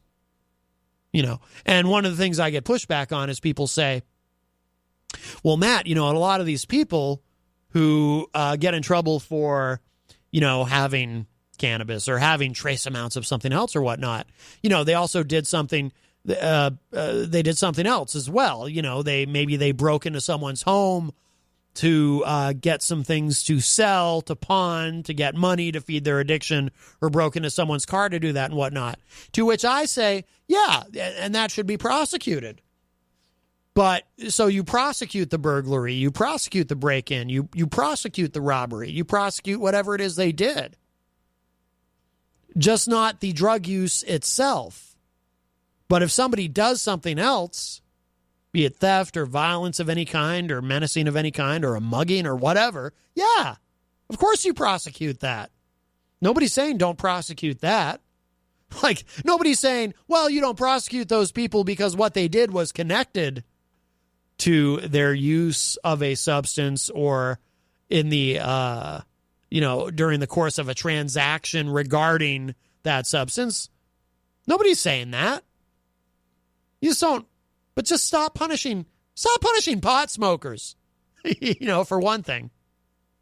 And we could get into a whole, I do have some other things I want to get to, but, we could get we could do a whole show. I think I probably have done entire shows before about this. George Oscar in the Facebook live chat says, like your thoughts on this, Matt. Well, thank you, George. George, you have good taste and thoughts. Is that even a thing, having good taste and thoughts? Rand Paul, who, of course, senator from the great state of Kentucky, I think in 2012, he was named Time Magazine's most interesting man in politics or something. Rand Paul can be terribly disappointing at times when, those of us who would agree with his father, Ron Paul, on things like foreign policy. Rand lets us down sometimes, but sometimes not necessarily. Sometimes he behaves a little bit like his dad. And according to thehill.com, apparently Rand Paul has a big problem with John Bolton and says he is a malign influence in the Trump administration. Now, we have a lot of saber rattling going on, and it looks like we could be. I don't think it's going to happen, but we could be headed toward a military confrontation with Iran. Trump said, we're going to walk away from the Iran nuclear deal, which I think was a terrible mistake. Don't let the perfect be the enemy of the good. It was not a perfect deal, I'm sure.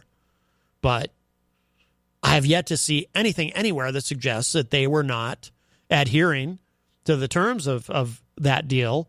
So I think it was foolish to walk away from it.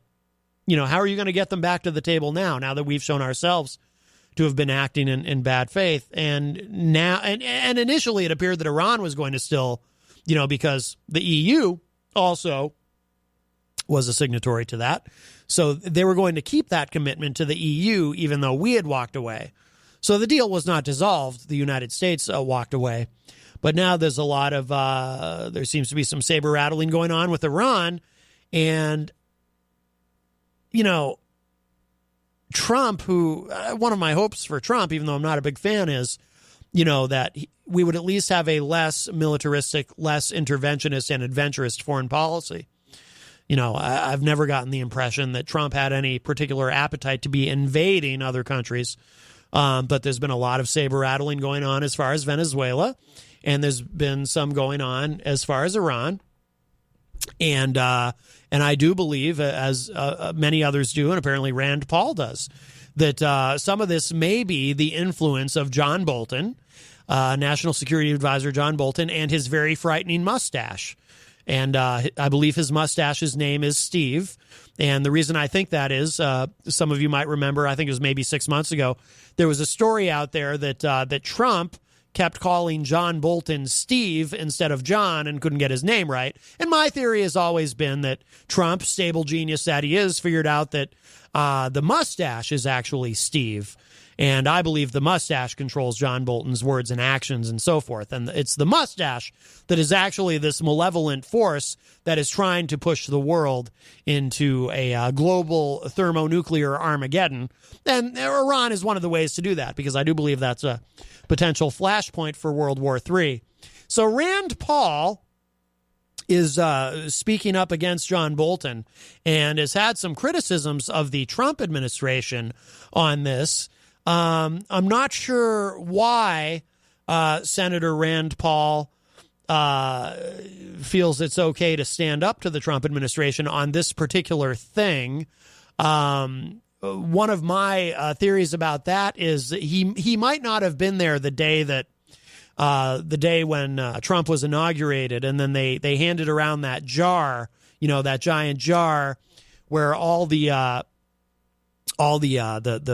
Republicans had to in Congress had to take their testicles, to use the Greek term, and put them into the jar that the White House then keeps in a secret room And then of course they'll give, they'll open the jar and give everything back at the end of the Trump administration. So, because typically, these folks just go along with whatever Trump says because they're scared of his base, like with the tariffs, for example. All these tariffs. Republicans used to be against that kind of thing. Republicans used to be the party of free trade. And then Trump came along and said, no, we're not the party of free trade anymore. We're now a party of protectionists. And then all the Republicans in Congress shrugged and said, oh, okay, we're the party of protectionism now. And we're no longer for free trade because that's what Daddy says. And he has our testicles in a jar in the White House, so we can't stand up to him. But I think Rand Paul might, or maybe he got out of it. Maybe he just told Trump, listen, I'm not going to put mine in that jar. I really want to keep mine. And as a physician, I understand the importance of keeping mine, but I promise not to use them very often. Maybe just once in a while, so I still look like I'm not completely beholden to you. But people kind of expect me to be at least a tiny bit libertarian, and I guess Trump probably agreed to that. And Rand Paul got to remain intact. And once in a while, he actually uses what the Lord gave him and stands up to the administration. It's quite remarkable, actually. So apparently this is one of those instances. So it says here, again, this is from thehill.com. Senator Rand Paul, Republican of Kentucky, a close ally of President Trump, who has supported the president's desire to pull troops out of the Middle East, says National Security Advisor John Bolton is a malign influence. Interesting, Rand Paul doesn't mention the mustache. I don't think he's figured it out yet. Rand Paul, who believes the U.S. should reduce its military presence in Syria and Afghanistan, says he is alarmed by the recent mobilization of U.S. combat troops to counter what some Trump officials see as a rising threat posed by Iran. Asked about Bolton's role in the recent deployment of an aircraft carrier strike and an Air Force bomber task force, Paul said, quote, I fear that he's a malignant influence on the administration, unquote. Paul believes that Bolton is in a camp of hawks who may be pushing Trump in the direction of war. Well, that's an easy one to figure out. The New York Times reported Monday that Acting Defense Secretary Patrick Shanahan presented a military plan to Trump at a meeting last week calling for the deployment of 120,000 troops to the Middle East at Bolton's request. And by the way, Shanahan, where did he come from? Was it Boeing or Lockheed Martin or one of those? He's a military industrial complex guy. He wants to make sure that, because war is a business, it has little to nothing to do with defending the country. It's all about the money. And that's where Patrick Shanahan came from. So, so of course they're pushing Trump in this direction. And by the way, I hope that some of the Republicans who supported Trump, because one of the pro-Trump arguments I heard a lot of in 2016 was, Hillary's a war hawk, which I would agree. I've always said I think Hillary's fundamentally a neocon and would have been very comfortable serving on the George W. Bush foreign policy team. But, Hillary's a neocon, Hillary's a war hawk, Trump is not, and Trump won't get us into these awful foreign policy entanglements that Hillary might have. And I thought there was some validity to that. For example, Hillary wanted to put a no-fly zone over Syria, which I thought was a terrible idea. Trump said, no, that's a terrible idea. So I actually agreed with Trump on that. But these Republicans who made that argument, all of a sudden, these anti-war Republicans, and libertarians, libertarians tend to be anti-war. And here in New Hampshire, there's a strong libertarian movement within the Republican Party. So we have some good anti-war folks here.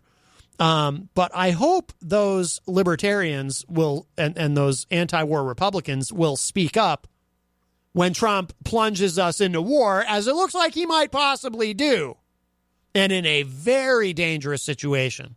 This is a very dangerous scenario we're looking at here. This is a nightmare scenario, according to, everything I've read, right? Tom Cotton, I think, went on TV over the weekend on the Sunday shows and said, no, it'd be easy. Yeah, right. I hope, again, I know Republicans don't like to stand up to daddy. It's Trump's party now, right? Clearly we don't like to question him. By we, I mean you.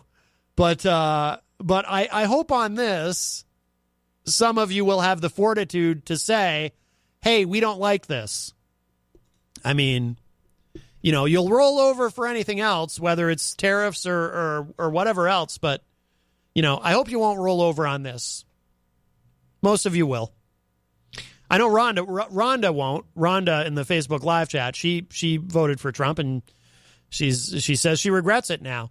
But like I always say, most Trump supporters I know are incapable of being upset with him about much of anything, except the occasional tweet that they don't like. But other than that, no, it's all good.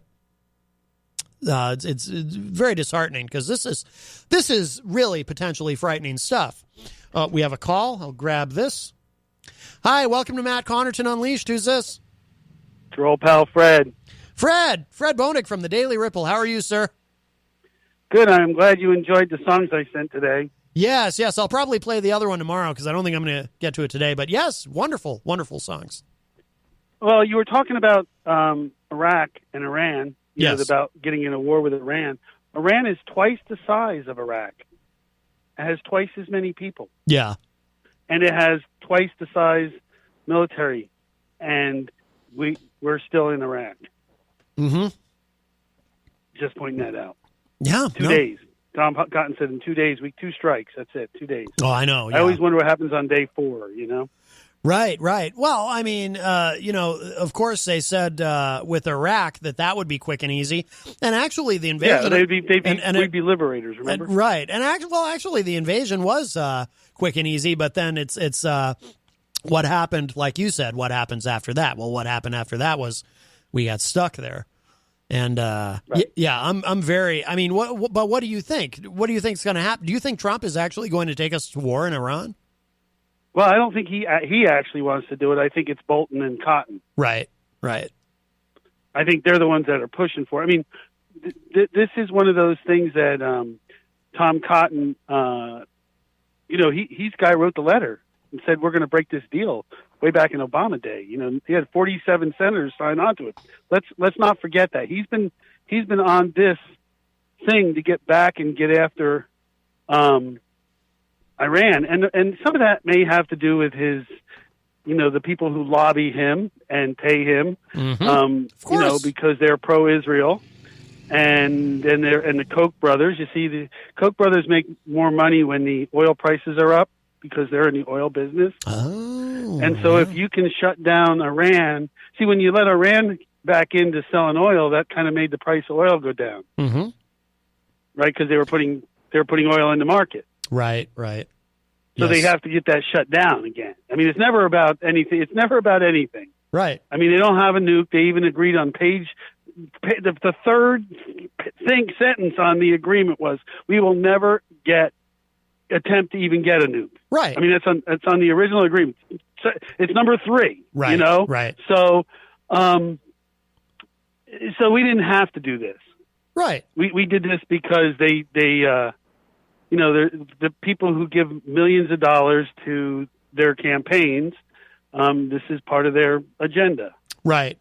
And part of what Trump's agenda too has been, from the moment that he stepped in. I mean, kind of the unofficial mantra of the Trump administration has been, whatever Obama did, we have to undo. Whatever Obama did was bad. Right.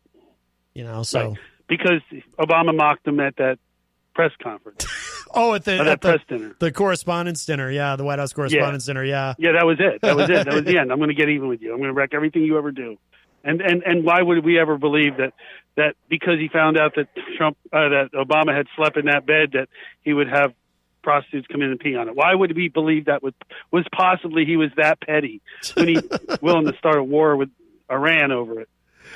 Yeah, well, hopefully not. Right? I hope it doesn't come to that. I really we'll do. See. Yeah, it's just not a good thing. It's No. really bad, and between that and telling women what they need to, that they have, they're going to go to jail. You can rape someone, and they can't. they can't have an abortion or they can go to prison, and the guy who performs the abortion can go to prison. Yeah. But I guess if you go drive over to Florida, it's okay. Right. Yeah. Ugh. We live in interesting times. Sorry about that. I don't want it to be so interesting. I know. Well, anyway, I just was hoping that, I'm glad you like the songs, and I just wanted to say that people need to understand Iraq is not Iran. Iran is much different country, much more advanced, much bigger military, and twice the size and twice the number of people.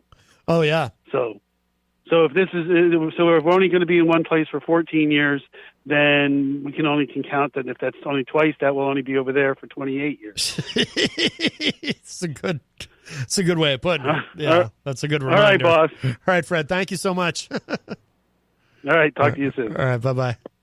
All right, Fred Boenig from the Daily Ripple. Yeah, I mean, that's a good reminder of the seriousness of this, And it reminds me of something, too, because I have known people over the years who are sort of war hawkish. Oh, I just realized what time it is, but I wonder if the Dions aren't coming in. They're usually here by now. It's strange. We usually start to wrap up by now because they're usually... Wait, what day is it? Yeah, it is Thursday. I wonder if they're not here and just no one told me. But there are people who are very war hawkish who will sort of flippantly say things like, we should just turn the place into a glass bowl or something, meaning, just drop a nuke, which is crazy. But sometimes people who are very war hawkish, who have that mentality, they talk about these things. And I don't mean politicians trying to sell us on it like Tom Cotton. I mean, they do it too, obviously, like Fred and I were saying. Tom Cotton said, oh, yeah, a couple strikes and we'd be able to take them down. And that's, as Fred pointed out, that's crazy. You're talking about a country, again, that's twice the size of Iraq. But, I've noticed, too, over the years, just casual conversations I have with people who are very pro-war, who act like everything's easy. Oh, yeah, just go in there and take them out. No big deal. Turn the place into a glass bowl, whatever. Kill them all, let God sort them out. Just this very casual, callous thoughts and suggestions that people have. And it's like, what? So, I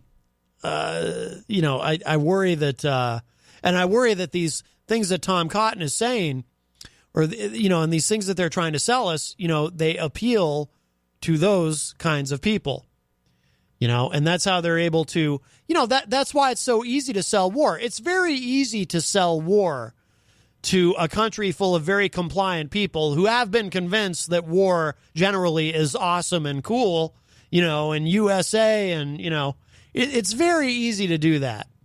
And it's too bad because war is not awesome and cool, regardless of what those video games that glorify war try to teach you. War has real life consequences. It's 8 minutes of, and the Dions aren't here. They must be off this week. Until I see somebody show up, that's kind of going to be my assumption. Okay. So let's see. So this is what Rand Paul said today. This was today. He said this, quote, "My concern," again, this is from thehill.com, "my concern is that there are people that will overreact to this intelligence and somehow get us involved in a military conflict from which there's no turning back," unquote. We have another call, so we'll grab this really quick. Hi, welcome to Matt Connarton Unleashed. Who's this? Hey, it's Eric. To let you know, they're headed to the Snooze and Booze tonight with Peter White and Carol. You are? They're going to a charity event. Are you going to get sloppy drunk? No, but the Dions, they're going there. Peter White and Carol and Sarah Baldry's going to go. And I got that.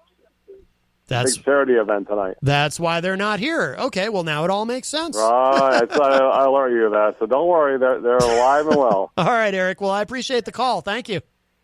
No problem. All right, bye-bye. EZG, Eric Gagnon, calling with some information that was useful and helpful. That deserves an air horn. All right, so we'll conclude at our usual time then. So let's see. So Rand Paul cited another New York Times report that the White House escalated its warnings about a potential attack from Iran or Iranian-backed forces based on photographs of missiles being transported to boats in the Persian Gulf.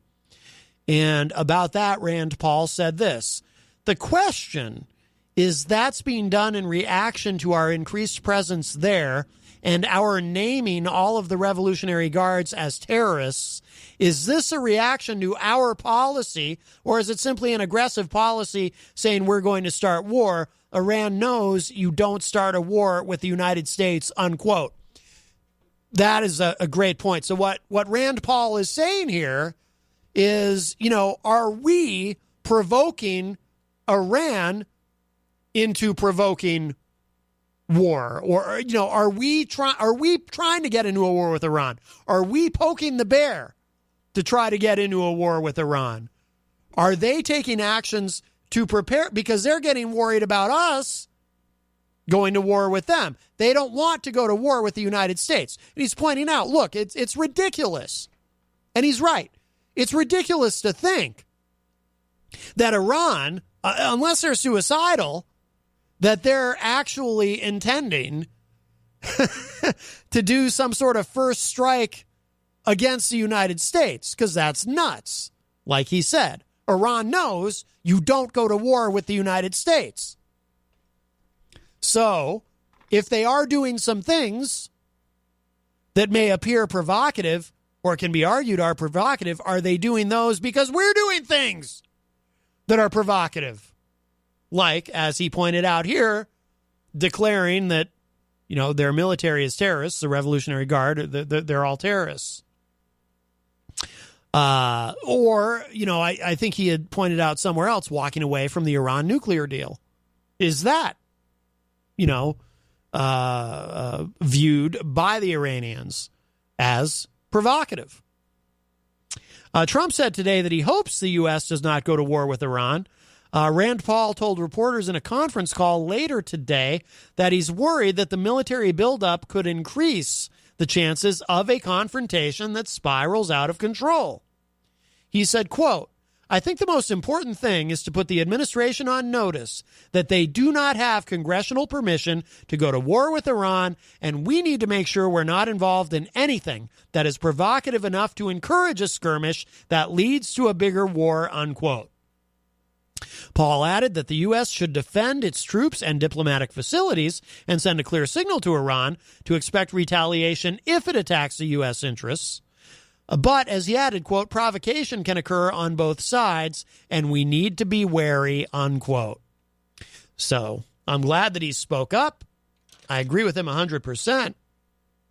And I'm suddenly reminded of, and actually it came up on the show recently, the Gulf of Tonkin, where, we found out, and I always think of this too when I think about conspiracy theories, because, conspiracies do happen. I'm not a conspiracy theorist, and I'm not a follower of Alex Jones. In fact, I like to play clips that mock him and so forth. But conspiracies do happen, right? The Gulf of Tonkin, it turned out, we found out, I think he came out publicly and said it maybe a decade ago.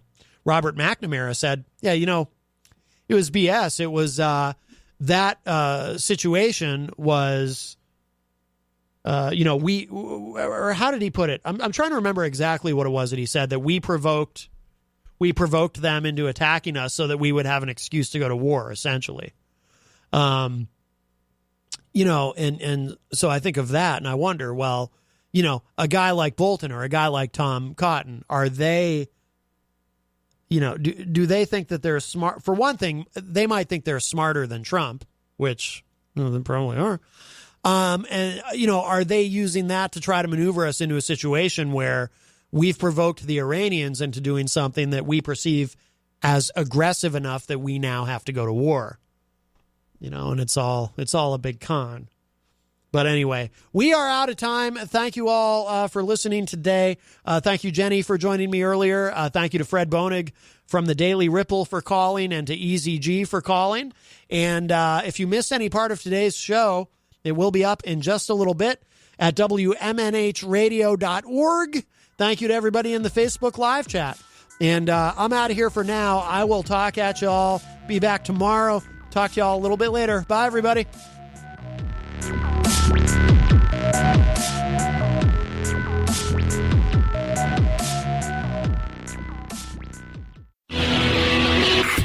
IPMNation.com.